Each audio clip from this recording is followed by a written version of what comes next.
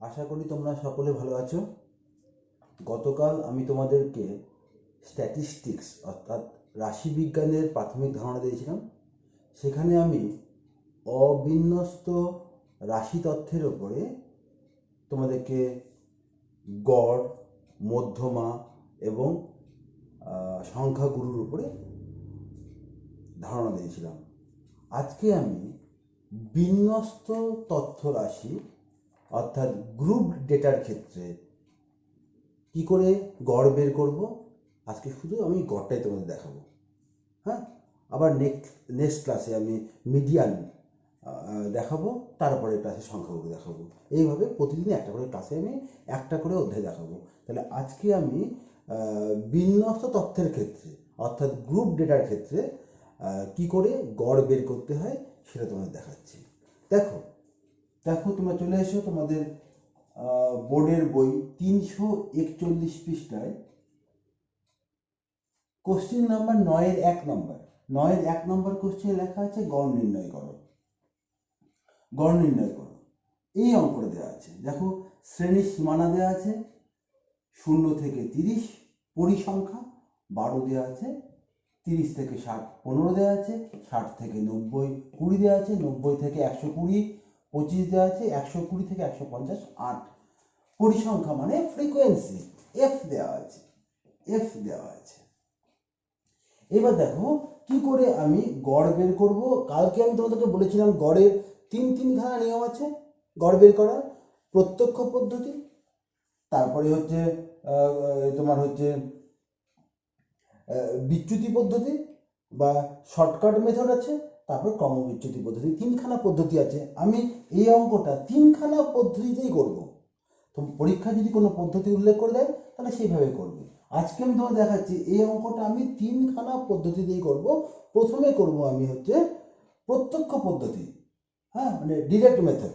দেখো তাহলে আমি আরম্ভ করলাম, সলিউশন আরম্ভ করলাম। দেখো কিভাবে করছি। তাহলে এই যে তথ্যটা দেওয়া আছে এই তথ্যটাকে আমি লম্বা করে লিখছি। দেখো আমি সরিয়ে লিখছি একটু, হ্যাঁ, তাহলে মানে জায়গা লাগবে আমার।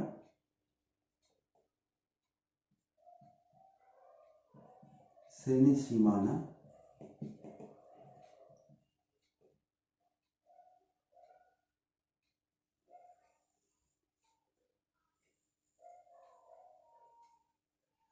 কি দেওয়া আছে, সলিউশন।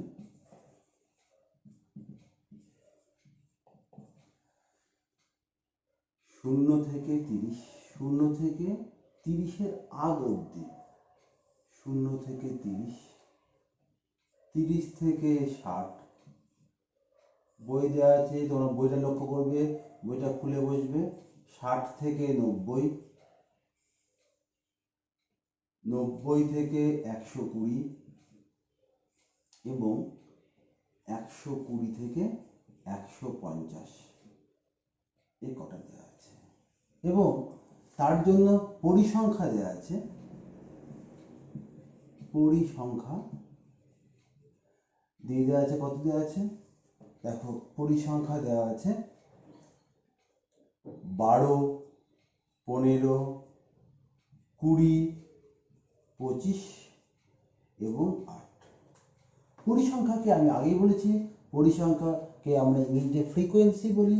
ফ্রিকোয়েন্সি এখানে আমি FI দিয়ে প্রকাশ করব।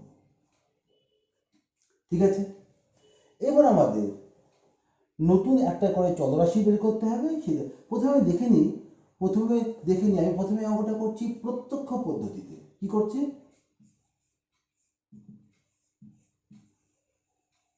প্রত্যক্ষ পদ্ধতি। তাহলে আমি আগে লিখে নিচ্ছি প্রত্যক্ষ পদ্ধতিতে গড় নির্ণয় সূত্র কি আছে, ভালো দেখে নাও। প্রত্যক্ষ পদ্ধতিতে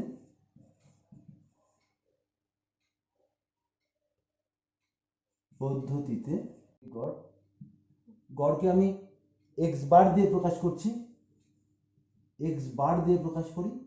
এক্স বার সমান সমান সামেশন বা সিগমা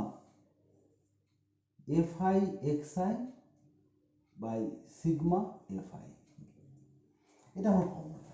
তাহলে আমাকে বুঝতে পারছো নতুন একটা চলরাশি আমাকে xi বের করতে হবে। নতুন একটা চলরাশি কি বের করতে হবে? xi। xi মানে কি? শ্রেণী মধ্যক। এই যে শ্রেণী সীমানা দেওয়া আছে, আমাকে শ্রেণী মধ্যক বের করতে হবে। নাম হচ্ছে শ্রেণী মধ্যক। একে আমি xi বলছি। নামের মধ্যে দেখো ব্যাপারটা বোঝা যাচ্ছে। শ্রেণী মধ্যক মানে এই যে শ্রেণী সীমানা দেওয়া আছে তার মধ্যমানটা, এই যে শ্রেণী সীমানা দেওয়া আছে তার মধ্যমান। মধ্যমান মানে কত? দেখো এই যে শ্রেণী সীমানা, এটা শ্রেণী সীমানা, নিম্ন শ্রেণী সীমানা, উচ্চ শ্রেণী সীমানার গড় বের করতে হবে। তাহলে শ্রেণী মধ্যকের ফর্মুলা কত? দেখো শ্রেণী মধ্যক, শ্রেণী মধ্যক মানে ভালো করে মনে রাখবে, নিম্ন শ্রেণী সীমানা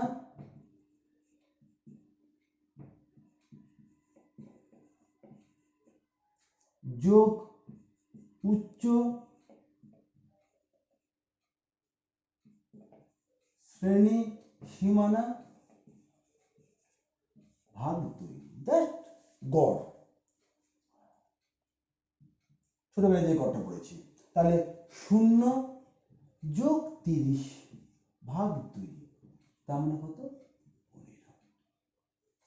এবং সব ক্ষেত্রে যদি অন্যরা দেখো পরের শ্রেণী সীমানা দেখো 2 নম্বর শ্রেণী সীমানা কত আছে?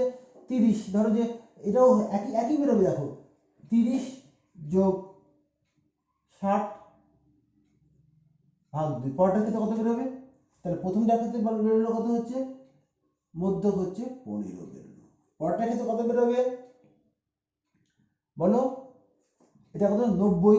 90 ভাগ 2 মানে 45। বুঝতে পেরেছো? প্রত্যেকটা শ্রেণী সীমানা তার আমি মধ্যক বের করছি। তেমনি ভাবে এটাও বের করতে পারবো। এটা 60 যোগ 90 ভাগ 2, এটা করা যেতে পারে। এছাড়া দেখো আরেকটা বুদ্ধি আছে, এরকম প্রত্যেক ক্ষেত্রে যোগ করে 2 দিয়ে ভাগ করে করা যাবে। এছাড়া আরেকটা বুদ্ধি আছে, আমি দেখব শ্রেণীর দৈর্ঘ্য কত। এই যে শ্রেণীটা আছে, শ্রেণীর দৈর্ঘ্য কত? শ্রেণীর দৈর্ঘ্য কত? দেখো শ্রেণীর দৈর্ঘ্য বের করার নিয়ম হচ্ছে উচ্চ সীমানা থেকে নিম্ন সীমানা বিয়োগ করলে শ্রেণী দৈর্ঘ্য পাওয়া যাবে। শ্রেণীর দৈর্ঘ্য দেখো, শ্রেণী দৈর্ঘ্য কত? শ্রেণীর দৈর্ঘ্য হচ্ছে উচ্চ শ্রেণী সীমানা বিয়োগ নিম্ন শ্রেণী সীমানা, শ্রেণী সীমানা উচ্চ শ্রেণী সীমানা বিয়োগ নিম্ন শ্রেণী। উচ্চ শ্রেণী সীমানা কত? 30। নিম্ন শ্রেণী সীমানা কত? 0। 30। দেখো যে কোনো, দেখো উচ্চ শ্রেণী সীমানা, এটা দেখো উচ্চ শ্রেণী সীমানা 120, নিম্ন শ্রেণী সীমানা কত? 90। সব ক্ষেত্রে একই হবে, সব ক্ষেত্রে। এই দেখো শ্রেণীর দৈর্ঘ্য, শ্রেণীর সাইজটা, অনেকে বলে শ্রেণীর সাইজটা কত? সাইজ হচ্ছে 30। দেখো 30 যোগ করলে পাওয়া যাবে। দেখো 15 থেকে 30 যোগ করেছিলাম 45 পেয়েছি। এখানে এবার 30 যোগ করো, পেয়ে যাবে 75। আবার 30 যোগ করো, পেয়ে যাবে 105। আবার 30 যোগ করো, পেয়ে যাবে হচ্ছে 135। তাহলে আমি বললাম শ্রেণী মধ্যক বের করার দুটো পদ্ধতি আছে। মধ্যক মানেই বুঝতে পারছো গড়। গড় মানে এই যে শ্রেণী সীমানা দুটো উচ্চ শ্রেণী সীমানা নিম্ন শ্রেণী সীমানা যোগ করে 2 দিয়ে ভাগ, এটা একটা পদ্ধতি। বা যে কোনো একটা শ্রেণী সীমানা বের করে তার যে দৈর্ঘ্যটা, শ্রেণী দৈর্ঘ্য যোগ করলেও পাওয়া যাবে। হ্যাঁ, বারবার করে এটা গড় বের করা হয়তো সময় বেশি লাগতে পারে, তার থেকে একবারে শ্রেণীর দৈর্ঘ্যটা বের করে নিয়ে সেই শ্রেণীর দৈর্ঘ্যটা যোগ করলেও পাওয়া যাবে। দুটো পদ্ধতি বললাম। এবার দেখো আমার নজর কোথায় আছে? আমার নজর আছে এফআই এক্সআই। তাহলে এফ আমি চিনে গেছি। তাহলে এখন হচ্ছে তুমি এফআই এক্সআই বের করো। এই কলমটা বের করতে হবে, এফআই এক্সআই। বুঝতে পারছো আমার লাগবে এটা। আচ্ছা, আরেকটা জিনিস আগে বের করে রাখি। দেখো আমার সূত্রে কি আছে, সূত্রে সিগমা এফআই, মানে সব এফআই গুলোকে যোগ করতে হবে। হ্যাঁ, সিগমা এফআই, সবগুলো এফ গুলোকে যে সবগুলো পরিসংখ্যা যোগ করে দেখো আমার কত হচ্ছে, 80 হচ্ছে। চলো এবার হচ্ছে এফআই কে এক্সআই দিয়ে গুণ করছি, 12 গুণন 15 কত হবে, এটা 12 গুণন 15, 12 গুণন 15 কত হবে, 180, এটা হবে 180। তেমনি দেখো এটা কত হবে, 15 গুণন 45, 15 গুণন 45 কত হবে, খুব বড় দেখো 675। তারপর দেখো অনুরূপভাবে এটা গুণ করলে হবে 1500, তেমনি এটা গুণ করলে কত হবে, 105 গুণন 25, বিশাল বড় 26 25। তারপরটা কত, তারপরটা হচ্ছে 135, 8 গুণন 135, 8 গুণন 135 মানে কত হবে, 1080। দেখো এফআই কোনো ব্যাপারই না, দেখো লেখাই আছে এফআই এক্সআই করলাম। এবার কি হবে, আমি দেখো উত্তর কত আছে আমার, গড়ের ফর্মুলা এফআই এক্সআই, তাহলে সিগমা এফআই এক্সআই বের করো কত হচ্ছে, তাহলে এগুলো সব সিগমা মানে যোগ করা, সামেশন করছি, সবগুলো যোগ করো, সবগুলো যোগ করো, যোগ করলে কত বের হচ্ছে, যোগ করলে 6060 বের হচ্ছে। ব্যাস, তাহলে আমি দেখো আমার যেগুলো জিনিস জানা দরকার ছিল সবগুলো পেয়ে গেছি। তাহলে আমি কি করব, মানটা বসিয়ে দিই, 6060 ভাগ কত, সিগমা এফআই মানে 8000 কেটে দাও, কত হলো তাহলে, এটাকে ভাগ করে দেখো, 8 দিয়ে ভাগ করে দেখো, 75.75, 75.75, এটাই বেরোলো হচ্ছে যৌগিক গড়। এটাই গড় নির্ণয় করো। তাহলে প্রত্যক্ষ পদ্ধতিতে গড় নির্ণয় কত হলো, এক্স বার মানে এত বেরোলো। এটা একটা পদ্ধতি হলো। কোনো যদি উল্লেখ না করে কোন পদ্ধতি করতে হবে, তাহলে আমি যে কোনো একটা পদ্ধতি করলেই হবে, তাহলে আমি প্রত্যক্ষ পদ্ধতি করে ফেললাম। তাহলে এইভাবে করতে হয়, পরিষ্কার। দেখো এখানে একটু মুশকিল হলো কি জানো তো, একটা জিনিস মুশকিল হলো, এখানে যে গুণটা এফআই এক্সআই, ভালো করে চিন্তা করো, এফ কে এক্সআই দিয়ে গুণ করছি, গুণ করি না সংখ্যাগুলো বেশ বড় বড় হয়ে যাচ্ছে, আমার খুব মন খারাপ হচ্ছে, এত বড় বড় সংখ্যা যোগ করতে কষ্ট হচ্ছে, তাই না? তাহলে আমি যে এবার দ্বিতীয় পদ্ধতি করব, সেই পদ্ধতিতে একটু যোগ বিয়োগ করলে একটু কম হচ্ছে, তারপর নেক্সট পদ্ধতি করব, আরো ছোট হবে, যত আমি এগোবো দেখবো যে আমার যোগ বিয়োগ করাটা আরো সহজ হয়ে যাবে, সেই জন্য এগুলো পদ্ধতি আবিষ্কার হয়েছে। চলো তাহলে এই পদ্ধতি শিখতে পারলে সবাই বুঝতে পারলে খুব সহজ, এই পদ্ধতিতে করে ফেললাম। এইবার তাহলে আমি করবো তোমাকে কল্পিত গড় পদ্ধতি। এবার আমি কি করব, এবার আমি করব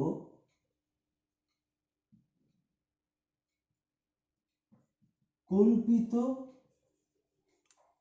গড় পদ্ধতিতে যৌগিক গড় নির্ণয়। কল্পিত গড় মানে অ্যাসিউম মিন, বা একে অনেকে বলে সংক্ষিপ্ত পদ্ধতি,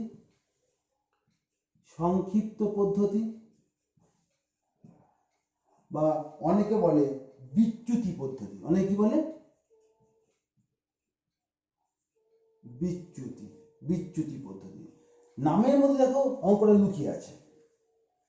চলো তাহলে এবার আমি বের করবো। তাহলে দেখো আমি যখন প্রত্যক্ষ পদ্ধতি করলাম তখন আমি একটা চলরাশি বের করলাম। কি চলরাশি? এফআই বের করলাম, এফআই এর সাথে এক্সআই গুণ করে এটা হলো। তাহলে এবারে যখন আমি কল্পিত গড় নামেই বুঝতে পারছি, একটা গড় আমাকে কল্পনা করতে হবে। কি করতে হবে?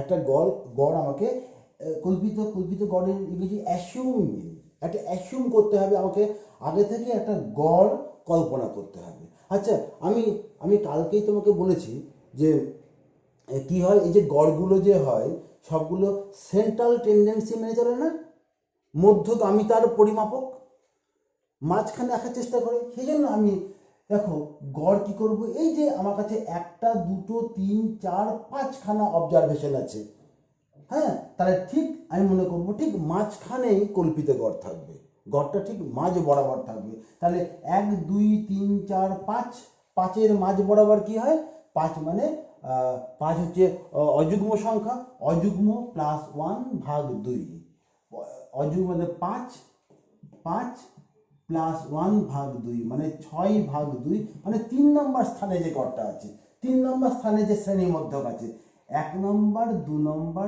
3 নম্বর, এটাকেই আমি কল্পিত গড় ধরে নেব। এইটাকেই আমি কল্পিত, এটাকে আমি এ মনে করে নেব, অ্যাসাম্পশন আমি মনে করে নেব কল্পিত গড় হচ্ছে এত। দেখো এখানে যেহেতু বিজোড় সংখ্যক অবজারভেশন ছিল, হ্যাঁ, সেই জন্য আমার মাঝখানটা বের করতে খুব সহজ হলো। যদি কথার কথা এখানে 6খানা অবজারভেশন থাকতো, 1খানা 2খানা 3খানা 4খানা 5খানা আর একটা যদি থাকতো 6খানা, তাহলে মাঝখানটা কি হতো? 6 তো অর্ধেক করলে কত হচ্ছে, করা যাচ্ছে না, ঠিক মাঝখানে কি আছে, মাঝখানে তখন আমি হচ্ছে 3 নম্বরটা ধরতে পারি বা 4 নম্বর স্থানটাকে ধরতে পারি, যে কোনো একটা ধরতে পারবো, হ্যাঁ, মাঝের কাছাকাছি 3 নম্বরটা হতে পারে বা 4 নম্বরটা হতে পারে, যেটাকে খুশি করব, উত্তর একই বেরোবে, চিন্তার কোনো কারণ নেই। তাহলে অযুগ্ম হলে কি হচ্ছে, ঠিক মাঝখানটা পেয়ে গেলাম। তাহলে 75কে আমি তাহলে লিখবো এখানে, ধরি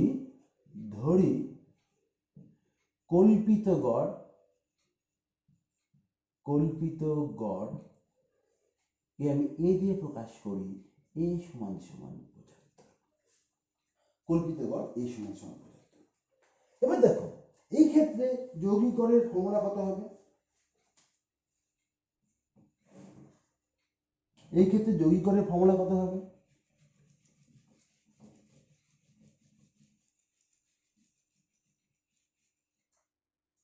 ফর্মুলাগুলো মনে রাখবে, A plus sigma F I D I by sigma F I, সবসময় সিগমা এফআই দিয়ে ভাগ হবে, সিগমা এফআই ডিআই, ডি নতুন একটা চলরাশি আমরা পেলাম, ডি, ডি মানে কি, ডি মানে হচ্ছে বিচ্যুতি, ডিআই মানে কত, ডি মানে ডেভিয়েশন, বিচ্যুতি, কতটা বিচ্যুতি হলো আমার চলরাশি, ডিআই ফর্মুলা হচ্ছে চলরাশির কতটা বিচ্যুতি হলো কল্পিত গড় থেকে, চলরাশিটা কত দূরে আছে।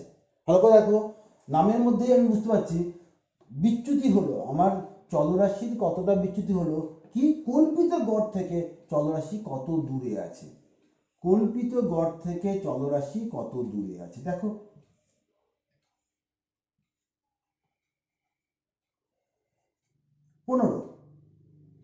15 মাইনাস কত, এ কত, এ 75, 15 মাইনাস 75 কত বেরোলো, -60। মাইনাস বলে কিন্তু ভয় পাবে না, কিন্তু যেটা হবে সেটাই, চলরাশি মধ্যকটা, শ্রেণী মধ্যকটা কল্পিত গড় থেকে কত দূরে আছে, ঠিক আছে। এবার দেখো 45 মাইনাস 75 মানে কত হচ্ছে, 45 মাইনাস 75 -30। এখানে দেখো 75 মাইনাস 75, এখানে 0 হয়ে গেল। তারপর দেখো তো এটা 105 মাইনাস 75, এটা দেখো 30 হয়ে গেল। তারপর দেখো 135 মাইনাস 75, এটা কত হয়ে গেল, 60। ভালো দেখো, ঠিক আছে, ঠিক একই রকম বুদ্ধি আমার কত, এবার এফআই ডিআই, সবসময় দেখো এফআই থাকছে, এবার এফআই ইন্টু ডিআই করতে হবে, এফআই নতুন চলরাশি ডিআই পেলাম, ডিআই মানে বিচ্যুতি, হ্যাঁ, বিচ্যুতি পেয়ে গেলাম, তাহলে এফআই ইন্টু ডিআই করো, এই ছকটা করতে হয়, তোমার অঙ্ক শেষ, কোনো ব্যাপারই না। দেখো এইবার বোধহয় ক্যালকুলেশনটা একটু ছোট হবে, দেখো এফ কত পাবো, এফ হচ্ছে আমি জানি এফ 12, ডি কত হবে, ডিআই কত -60, গুণ করে দেখো, গুণ করে কত হচ্ছে -720, ঠিক আছে। তেমনি তেমনি তারপরটা কত হচ্ছে -30 গুণন 45, তাই তো, বুঝতে পারছো, -30 ইন্টু 45 মানে কত, -450 হচ্ছে, এটা কত, শূন্য দিয়ে গুণ করলে কত হচ্ছে, শূন্যই হচ্ছে। তারপরে দেখো 750 হচ্ছে, তারপরটা 60 গুণন 135, 60 গুণন 135 মানে কত হচ্ছে 480,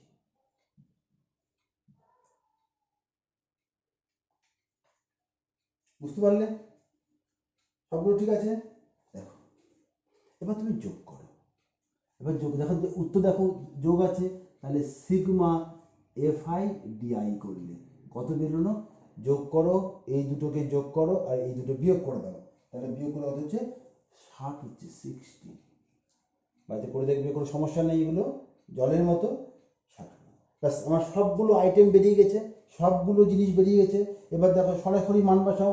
এ মানে 75, এ মানে 75 যোগ সিগমা এফআই ডিআই মানে 60, সিগমা এফআই আগে বের করা আছে 80, 0 0 কেটে গেল, কত হলো?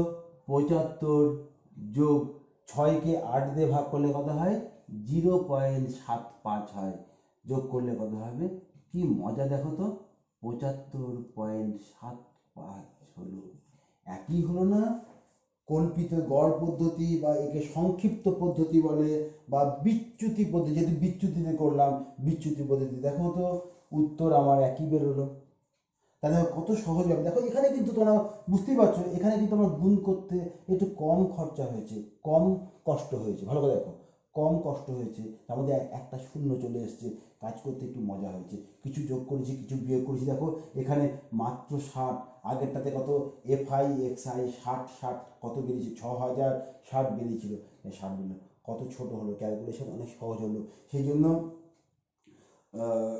প্রত্যক্ষ পদ্ধতি থেকে এই কল্পিত গড় পদ্ধতি বা সংক্ষিপ্ত পদ্ধতি বা বিচ্যুতি পদ্ধতি অনেক গুণ সোজা। হ্যাঁ, শুধু তোমাদের কষ্ট কি, একটা সূত্র শুধু মনে রাখবে, একই রকম সূত্র, শুধু এখানে একটা চলরাশি ডিআই তুমি বের করলে, ব্যাস এইটুকু। তাহলে হয়ে গেল। তাহলে আশা করি বুঝতে পেরেছো। এবার 3 নাম্বার হচ্ছে পদ্ধতি, এর নাম হচ্ছে ক্রমবিচ্যুতি পদ্ধতি। কি পদ্ধতি?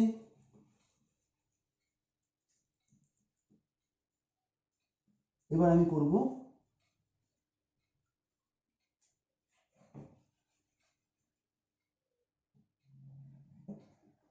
তারপর একটা অঙ্ক দিয়ে 3 খেলা করাচ্ছি আমি। এবার নাম হচ্ছে ক্রমবিচ্যুতি। ক্রমবিচ্যুতি,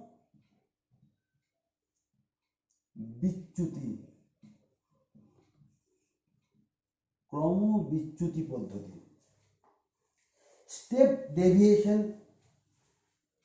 মেথড, স্টেপ ডেভিয়েশন মেথড। তাহলে আমাকে জানতে হবে এখানে ফর্মুলা কি হবে। ফর্মুলা দেখো, এখানে A plus sigma FI UI, নতুন একটা চলরাশি, সব ক্ষেত্রে কিন্তু এফআই আছে। এবার FI UI sigma FI UI into H. H আগেই বলেছিলাম, এইচ মানে কি? এইচ মানে শ্রেণী দৈর্ঘ্য। শ্রেণী দৈর্ঘ্য বের করার নিয়ম বলেছিলাম, উচ্চ শ্রেণী সীমানা মাইনাস নিম্ন শ্রেণী সীমানা। তাহলে আমাকে এখানে নতুন একটা চলরাশি ইউআই বের করতে হবে। দেখো নতুন একটা চলরাশি আমাকে ইউআই বলে নতুন একটা চলরাশি বের করতে হবে। ইউআই মানে কি? ইউআই মানে কিছুই না, তুমি যে কষ্ট করে ডিআই বের করলে, ডিআই কে শ্রেণী দৈর্ঘ্য এইচ দিয়ে ভাগ করে দাও। আমি কিছুক্ষণ আগে তোমাকে দেখিয়েছিলাম শ্রেণী দৈর্ঘ্য কি জিনিস। শ্রেণী দৈর্ঘ্য মানে কি? এই যে শ্রেণী সীমানা, এদের দৈর্ঘ্যটা কত? দৈর্ঘ্য মানে কত? উচ্চ সীমানা থেকে নিম্ন সীমানা, যে কোনো জায়গায় করো, সব জায়গায় শ্রেণী দৈর্ঘ্য যদি দেখো, এই প্রসেসটা তখনই করা যাবে সব জায়গায় শ্রেণী দৈর্ঘ্য যদি একই থাকে। এটা কিন্তু মাথায় রাখবে। সব জায়গায় দেখো, এখানে কিন্তু শ্রেণী দৈর্ঘ্য দেখো, সব জায়গায় দেখো 30 আছে। দেখো ভালো করে দেখো, শ্রেণী দৈর্ঘ্য আগেই বললাম উচ্চ শ্রেণী সীমানা মাইনাস নিম্ন শ্রেণী সীমানা। উচ্চ যে কোনো জায়গায় দেখো 150 মাইনাস 120 30, 120 মাইনাস 90 30, 90 মাইনাস 60 30। সব জায়গায় যদি শ্রেণী দৈর্ঘ্য যদি একই থাকে, তাহলেই এই ক্রমবিচ্যুতি পদ্ধতি দিয়ে অঙ্ক করা যাবে। এটা হচ্ছে সবচেয়ে সহজ, মানে ক্যালকুলেশনটা খুবই সোজা হবে। দেখো ইউআই মানে কি বললাম? ইউআই যে ডিআইটা বের করলাম, ডিআইটা বিচ্যুতি বের করলাম, বিচ্যুতিকে আমি শ্রেণী দৈর্ঘ্য দিয়ে ভাগ করে দেবো। দেখো তাহলে রেজাল্টটা আরো ছোট হবে। দেখো কত হবে তাহলে।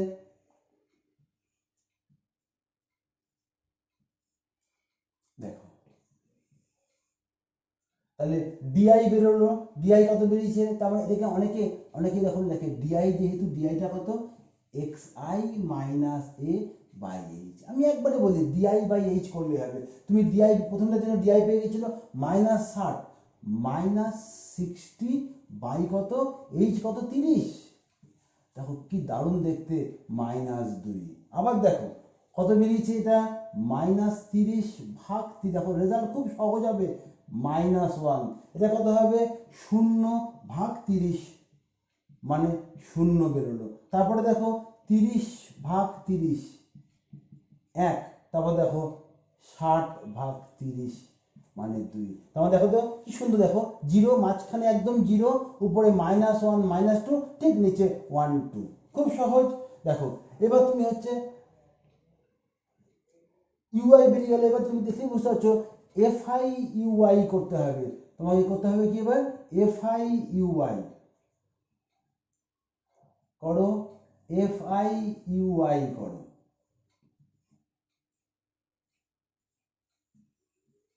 এফআই কে ইউআই দিয়ে গুণ করো, এফআই কে ইউআই দিয়ে গুণ করো। তাহলে এটা কত হচ্ছে 12, এটা -2। তাহলে কত হবে 12 গুণন -2 -24। তেমনি এটা কত এফআই 15, 15 গুণন -1 -15। এটা কত, এটা 20, 20 গুণন 0 সমান 0। এরকমভাবে চলবে, এইভাবে চলবে। তাহলে অনুরূপভাবে 25, এটা কত, এই দেখো এখানে কত আছে 25 আছে, 25 গুণন 1 সমান 25 হবে। আর এখানে কত আছে 8, 8 গুণন 8 গুণন কত, এটা ইউআই কত 2, 8 গুণন 2 সমান 16। ঠিক আছে, চলো যোগ করো, যোগ করো সিগমা এফআই ইউআই যোগ করলে কত হচ্ছে, দেখো কি দারুণ ব্যাপার, যোগ করলে মাত্র 2 হবে, যোগ করলে মাত্র 2 হবে। চলো তাহলে উত্তর কত হবে, তাহলে কল্পিত জানি আমি আগে ধরেছি, কল্পিত কর মানে 75। তাহলে 75 প্লাস সিগমা এফআই ইউআই কত হলো 2, সিগমা এফআই কত 80, এইচ কত 30। কত দেখো কাটাকাটি 0 0 কেটে গেল, 6/8। ঠিক আগের মতোই হলো, 75 প্লাস 6/8, 75 প্লাস 0.75 সমান 75.75। দেখো তিনখানা পদ্ধতিতে আমার একই উত্তর এলো। তাহলে যেই পদ্ধতি করো না কেন সবসময় তুমি মনে রাখবে তোমার উত্তর কিন্তু সবসময় একই রকম আসবে। দেখো তোমরা খেয়াল করতে পারছো যে এই পদ্ধতিতে কিন্তু আমার ক্যালকুলেশন অনেক অনেক সহজ হবে, বুঝতে পারলে? তাহলে এইভাবে করলে তোমাদের অঙ্ক অনেক সহজ হবে। তাহলে আশা করি যদি কোনো পদ্ধতি উল্লেখ করে দেয় তাহলে সেই পদ্ধতিতেই করবে, আর যদি পদ্ধতি উল্লেখ না করে তোমার যেটা মনে হবে সেটাতে করবে। শুধু কোনো ব্যাপারই না, শুধু সূত্রটা মনে রাখবে। দেখো এখানে আমি এই যে ক্রম বিচ্যুতি পদ্ধতি, ইউআই বের করতে এইচ দিয়ে ভাগ করেছি, এইচ দিয়ে গুণ করে দিয়েছি, দেখো একই হয়েছে। এইচ দিয়ে যদি ইউআই এর মধ্যে এইচ দিয়ে ভাগ করা আছে তাহলে এইচ দিয়ে গুণ করে দিয়েছি, শ্রেণী দৈর্ঘ্য দিয়ে ভাগ গুণ করে দিয়েছি, ব্যাস অঙ্ক হয়ে গেছে।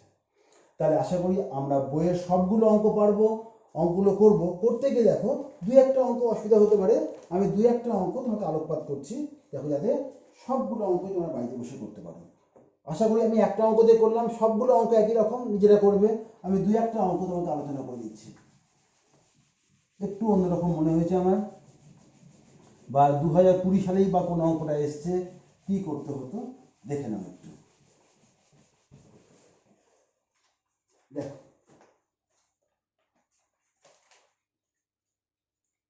পেজ 341 পেজে দেখো লাস্ট অঙ্কটা, কোশ্চেন নাম্বার আমাদের বইয়ের কোশ্চেন নাম্বার 14। দেখো 14 নম্বর অঙ্ক, অনুশীলনী অঙ্ক 14 নম্বর অঙ্কটা কি আছে, এই যে এই অঙ্কটা ক্রমবিচ্যুতি পদ্ধতিতে করা যাবে না। অঙ্কটা ভালো করে দেখবে, বই আছে। অঙ্কটাতে এইচ শ্রেণী দৈর্ঘ্য এক এক জায়গায় এক এক রকম, এইচ এর দৈর্ঘ্য এক এক জায়গায় এক এক রকম, সেই জন্য এটা ক্রমবিচ্যুতিতে করা যাবে না। সেই জন্য তুমি প্রত্যক্ষ পদ্ধতিতে করো, বা শর্টকাট মেথড, হ্যাঁ, বা কল্পিত গড় পদ্ধতিতে করো। 3 নম্বর মেথডে করা যাবে না, যেহেতু এইচ এর মানটা সমান নেই। হলো 14 নম্বর অঙ্কটা হয়ে গেল। এবার দেখো তুমি হচ্ছে 11 নম্বর কোশ্চেন নাম্বার 11 এবং 12, ভালো করে লক্ষ্য করবে। কোশ্চেন নাম্বার 11 এবং 12, এই অঙ্কটা দেখো, বই দেখবে ভালো করে। এখানে দেখো শ্রেণী সীমানা কি দেওয়া আছে, বই দেখবে শ্রেণী সীমা লেখা আছে এখানে, শ্রেণী সীমানা আর হচ্ছে পরিসংখ্যা। দেখো পরিসংখ্যা কি লেখা আছে, 5 থেকে 14, 15 থেকে 24, 3, 6। দেখো এর আগের অঙ্ক দেখো, এর আগের অঙ্ক হয়েছিল, প্রথম যে অঙ্কটা ছিল তোমার দেখবে তোমার হচ্ছে শ্রেণী সীমানা ছিল হচ্ছে 0 থেকে 30, তারপরে ছিল দেখো 30 থেকে 60, এরকম ছিল, পরপর এরকম ছিল। এটা মানে কত, 0 থেকে 30-এর আগ অবধি, এবং তারপরে এটা কত হলো 30-এর আগ অবধি, কিন্তু এটা হচ্ছে আবার 30 থেকে 60-এর আগে অবধি। হ্যাঁ, এই ধরনের ব্যাপার ছিল। কি দেখো এখানে দেখো 14, 5 থেকে 14-এর আগে অবধি, আবার 15 থেকে 24-এর আগে অবধি, মাঝখানে একটু গ্যাপ আছে। তাহলে এই ধরনের শ্রেণী সীমানাকে কি বলে, এই ধরনের শ্রেণী সীমানাকে বলা হচ্ছে শ্রেণী অন্তর্ভুত শ্রেণী অন্তর্ভুত। দেখো আমাদের ক্লাস 9-এর, তোমরা ক্লাস 9-এ পড়েছো, ক্লাস 9-এ এটা আলোচনা করা হয়েছে। তোমরা ক্লাস 9-এর বইয়ের পেজ নাম্বার 153, ক্লাস 9-এর বইয়ের পেজ নাম্বার 130-এ দেখতে পারবে এই ধরনের শ্রেণীকে কি বলা হয়, শ্রেণী অন্তর্ভুত বলা হয়। তাহলে শ্রেণী অন্তর্ভুত হলে অঙ্ক করা যাবে না, কি করতে হবে, এটাকে শ্রেণী বহির্ভূত করতে হবে। বহির্ভূত করলে কি, এটা অন্তর্ভুত আছে, অন্তর্ভুত করা যাবে না, একে বহির্ভূত করতে হবে। বহির্ভূত করার জন্য কি বুদ্ধি করতে হবে, বহির্ভূত করার জন্য তোমার হচ্ছে একে d/2, দেখো এখানে কত হচ্ছে, এই যে প্রথম একটা শ্রেণীর উচ্চ সীমানা কত 14, পরবর্তী শ্রেণীর নিম্ন সীমানা কত 15, বিয়োগ করো, বিয়োগ করলে কত হচ্ছে 1 ভাগ 2 মানে 0.5। তাহলে 0.5 এখানে বাদ দেবো। তাহলে এটাকে কি করতে হবে, শ্রেণী বহির্ভূত করতে হবে। হ্যাঁ, তাহলে কি করতে হবে, এইটাকে আমি চেঞ্জ করে কি করব, করব শ্রেণী সীমানা করে দেব। দেখো শ্রেণী সীমানা পরিসংখ্যা, দেখো এটা করব 4.5 থেকে 14.5, 3, তারপরে এটাই করব 14.5 থেকে 24.56, এইভাবে করে যাব। তাই দেখো কি মনে হচ্ছে, তাহলে 4.5 থেকে 14.5-এর জাস্ট আগে অবধি, তার মানে দেখো এটাই হলো। আবার 14.5 থেকে 24.5-এর আগে অবধি, মানে ঠিক এই জিনিসটাই হলো, কিন্তু আমার কি হয়ে গেল, দেখো শ্রেণী অন্তর্ভুত হয়ে গেল, ফলে অঙ্কটা ঠিক আগের অঙ্কের মতোই হয়ে গেল। ব্যাস, আর কোনো সমস্যা নেই, এবার আগের মতো করে যাও, তাহলে হয়ে গেল। এইবার দেখো যে এই বছর যে অঙ্কটা এসছে একটু অন্যরকম, এটাও আইডিয়া ক্লাস 9-এ দেওয়া আছে। এই বছর 2020 সালে এই অঙ্কটা এসেছে, 13 নম্বর অঙ্কটা আছে, আমাদের বইয়ের 13 নম্বর অঙ্কটা এসছে। কি অঙ্ক আছে দেখো, এরকম আছে, শ্রেণী সীমা দেওয়া আছে, অবশ্য নম্বরের শ্রেণী সীমা দেওয়া আছে, এবং এখানে হচ্ছে দেওয়া আছে ক্রমযৌগিক পরিসংখ্যা দেওয়া আছে, ক্রমযৌগিক পরিসংখ্যা দেওয়া আছে। আমাদের কি শুধু পরিসংখ্যা দেওয়া থাকে, কিন্তু এখানে ক্রমযৌগিক, এখানে সিএফ দেওয়া আছে, কালকেই বলেছিলাম সিএফ এর কথা, এখানে সিএফ দেওয়া আছে। দেখো কেমন অঙ্কটা আছে, দেখা আছে 10-এর কম, 10-এর কম দেওয়া আছে, তার মানে 0 থেকে 10 লিখতে হবে। 10-এর কমে ক্রমযৌগিক পরিসংখ্যা 5 দেওয়া আছে। আবার দেখো পরে লেখা আছে 20-এর কম, 20-এর কম মানে কত, 10 থেকে 20। তারপর লেখা আছে 30-এর কম, তার মানে 20 থেকে 30। তারপর দেওয়া আছে 40-এর কম, তার মানে 30 থেকে 40। তারপর দেখা হচ্ছে 50-এর কম, 40 থেকে 50। আমি ওই অঙ্কটাকে, প্রশ্নটাকে এইভাবে করলাম। দেখো ক্রমযৌগিক পরিসংখ্যা দেওয়া আছে কত, 5, 9, 17, 29, 45। এবারে এখান থেকে আমাকে শুধু পরিসংখ্যা বের করতে হবে, তারপরে অঙ্কটা একই রকম, পরিসংখ্যা বের করতে হবে। কিভাবে পরিসংখ্যা বের করব, কালকে পরিসংখ্যা থেকে ক্রমযৌগিক পরিসংখ্যা যোগ করে করে বের করেছিলাম, ঠিক আজকে বিয়োগ করে করে করব। দেখো 5 5ই থাকবে, 10 থেকে 0 থেকে 10-এর আগে অবধি 5খানা ছাত্র ছিল, 5খানাই আছে, পরিসংখ্যা 5খানাই হবে। এবার দেখো 20-এর কম লেখা ছিল কত কোশ্চেনে, 20-এর কম, 20-এর কম মানে 20-এর কমে ছিল হচ্ছে 0 থেকে 20-এর কমে ছিল 9খানা বাচ্চা, কিন্তু আমি এখন বলবো 10 থেকে 20-এর মধ্যে কত, 5 তো খরচা হয়ে গেছে, তাহলে 9 বিয়োগ 5 সমান সমান 4 হবে। আবার দেখো কোশ্চেনে কি দেওয়া ছিল 30-এর কম, 30-এর কম ক্রমযৌগিক পরিসংখ্যা 17, কিন্তু আমি করবো এখন 20 থেকে 30 অবধি, 20 অবধি 9 তো খরচা হয়ে গেছে, তাহলে 17 বিয়োগ 9 করো, 17 বিয়োগ 9 মানে 8খানা হবে। তেমনি ভাবে সব, তাহলে এখানে বিয়োগ করে করে পাওয়া যাবে। এখানে হবে হচ্ছে 29 বিয়োগ 17, 29 বিয়োগ 17 মানে 12, আর এখানে কত হবে 45 বিয়োগ আগেরটা এখানে বিয়োগ করে করে পাওয়া যাবে সমান সমান 16। তাহলে দেখো পরিসংখ্যা fi পেয়ে গেলাম।